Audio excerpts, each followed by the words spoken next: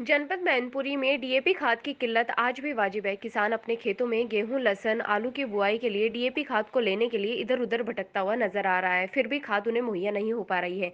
किसान डीएपी खाद के अलावा कौन सी खाद खेत में इस्तेमाल करे जिससे किसानों की फसलों में उपज बढ़ सके और किसान पूर्णतः लाभ ले सके। इस संबंध में आवाज इंडिया न्यूज के जिला संवाददाता अनिल शाक्या ने जिला कृषि अधिकारी सूर्य प्रताप सिंह से खास बातचीत की।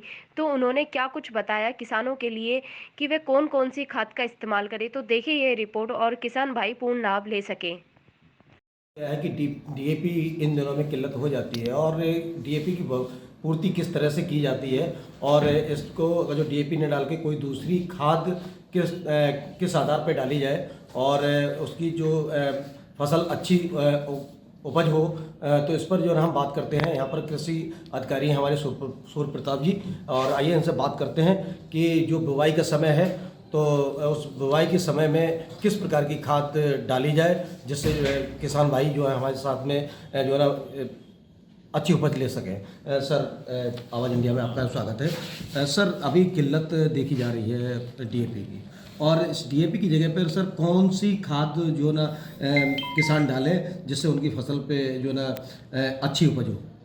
देखिए, डीएपी से अभिप्राय ये है कि डीएपी एक फास्फेटिक उर्वरक है जिसमें फास्फोरस पाई जाती है जी। और फास्फोरस का उपयोग हमेशा जो है बेसल ज़मीन में होता है, जिसे हमारे किसान भाई कहते हैं कि जड़ में डालना जी। तो जब ज़मीन हमारी जुताई हो जाती है उसी समय हमारी डीएपी की खाद की या डीएपी फास्फेटिक उर्वरकों की हम कहेंगे मांग होती है जी। वर्तमान में चूँकि हमारा लगभग आलू की फसल बुवाई हो चुकी है, सरसों उपलब्ध है जी। उसके साथ ही लगभग 1100 मेट्रिक टन हमारे पास एनपीके भी उपलब्ध है। एनपीके से यह है कि एनपीके जैसे डीएपी में नाइट्रोजन और फास्फोरस केवल 2 तत्व पाए जाते हैं, लेकिन एनपीके में नाइट्रोजन और फास्फोरस के साथ पोटेशियम तत्व भी पाया जाता है, जो कि फसलों की बढ़वार के लिए भी बहुत ही उपयुक्त तत्व है और बढ़वार के लिए आवश्यक होता है। तो हमारा किसान भाइयों से अनुरोध है कि डीएपी नहीं, कई जो है दुकानों पे हमारा एनपीके भी उपलब्ध है। यदि कहीं नहीं है तो वो हमें सूचित करें, हम यथाशीघ्र वहाँ पहुँचा भी देंगे।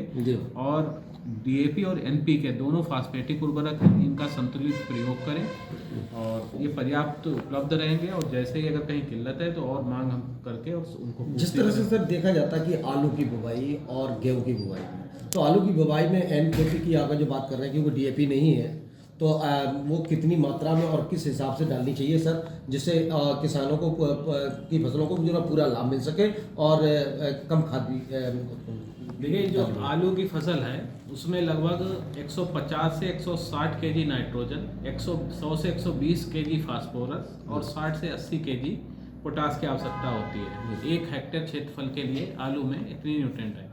तो अगर हम तुलना करें तो हमारी 46 केजी जो नाइट्रोजन है वो पाई जाती है 100 किलो, मतलब यूरिया में 100 किलो यूरिया में 46 किलो नाइट्रोजन पाई जाती है। तो मोटा मोटा अगर हम देखें तो अगर 150 है तो हमारी लगभग 10 बैग के आसपास जो है वो हमें चाहिए यूरिया के जी। और अगर हम डीएपी डालते हैं तो डीएपी में 40% नाइट्रोजन होती है और 100 ही किलो है, लगभग 4 से 5 बैग हमारी आवश्यकता पड़ते हैं 1 हेक्टेयर क्षेत्रफल में, जिसमें हम यहाँ 15 बीघा भी कह देते हैं, 2.5 एकड़ कह लीजिए, तो 5 बैग चाहिए। लेकिन होता क्या है कि हमारे किसान भाई यहाँ जो बहुतायत में कि 1 एकड़ में ही 2-2 बैग डाल देते हैं, उसकी आवश्यकता नहीं है। सेम ऐसे ही एनपीके के इसमें जैसे 12-32-16 है, तो 12-32-16 एनपीके का मतलब है कि इसमें 12% नाइट्रोजन है, 32% फास्फोरस है, 16% पोटेशियम है जी। तो अगर हम इसके लिए अगर 15 बैग अगर हम एनपीके का प्रयोग कर लेंगे तो वो भी लगभग वही मात्रा में हमारी फास्फोरस, पोटेशियम और यूरिया की मांग को पूरा कर देंगे, जो कि यूरिया, डीएपी और पोटास करते हैं जी। तो ये एक संतुलित पोषक तत्व का भी प्रयोग है, क्योंकि किसान भाई ज़्यादातर यूरिया और डीएपी का ही प्रयोग कर रहे हैं, जिससे हम ये भी देख रहे हैं कि फसलों में जो है रोगों और कीटों का प्रकोप भी बढ़ रहा है और उपज बढ़ने के बजाय अधिक उर्वरक प्रयोग करने से उपज में उतना सापेक्षात्मक वृद्धि नहीं होती, बल्कि रोग और कीट को हम दावत और दे देते हैं। तो इसलिए मेरा किसान भाइयों से अनुरोध है कि संतुलित उर्वरकों का उपयोग करें और संतुलित ढंग से करें जी।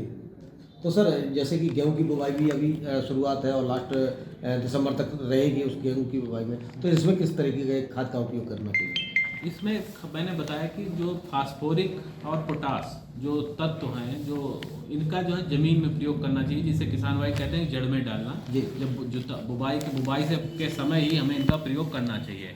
यूरिया जो नाइट्रोजन के जो पोषक तत्व हैं उनका हमें 50% प्रयोग बेसल के रूप में, मतलब बुबाई के समय, और अवशेष 50% जो है पहली सिंचाई के समय, और दूसरा जो है दूसरी सिंचाई के समय यूरिया का छिड़काव या टॉप ड्रेसिंग करनी चाहिए। जैसा कि सर आपने बताया कि जो है फसलों में जो है खरपतवार आ जाता है और जो है कीटनाशक होता है, तो उसके लिए सर किस तरह की जो सावधानियां बरतनी चाहिए किसानों को? देखिए, खरपतवार के लिए सबसे महत्वपूर्ण चीज़ है कि हमें अच्छा बीज उपयोग करना चाहिए, गहरी जुताई करनी चाहिए, विशेषकर गर्मियों में, क्योंकि बुवाई करने बाद कई खरपतवार और जो कीट होते हैं उनके जो कृमि होते हैं या बीज होते हैं वो रह जाते हैं और वो करते हैं। तो सबसे पहले हमें गहरी जुताई करने के बाद बुवाई करने, और सबसे ज़्यादा जो खरपतवारों का प्रकोप होता है फसल का नुकसान का, वो शुरुआती अवस्था में होता है। तो 20 से 25 दिन की अवस्था में अगर चौड़ी पत्ती के खरपतवार हैं गेहूं में विशेष रूप से, तो 2,4-D का हम प्रयोग कर सकते हैं सर।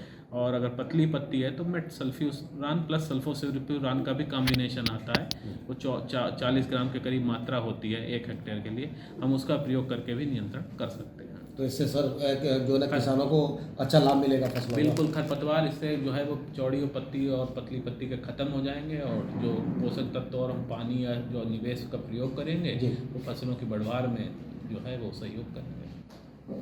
तो सुना आपने कि किस तरह से जो है ना हमारे कृषि अधिकारी जो है ना सूर्य प्रताप सिंह ने जानकारी दी है। अगर आप जो लाभ उठाना चाहते हैं तो इनकी बातों पर ध्यान दें और हकीकत का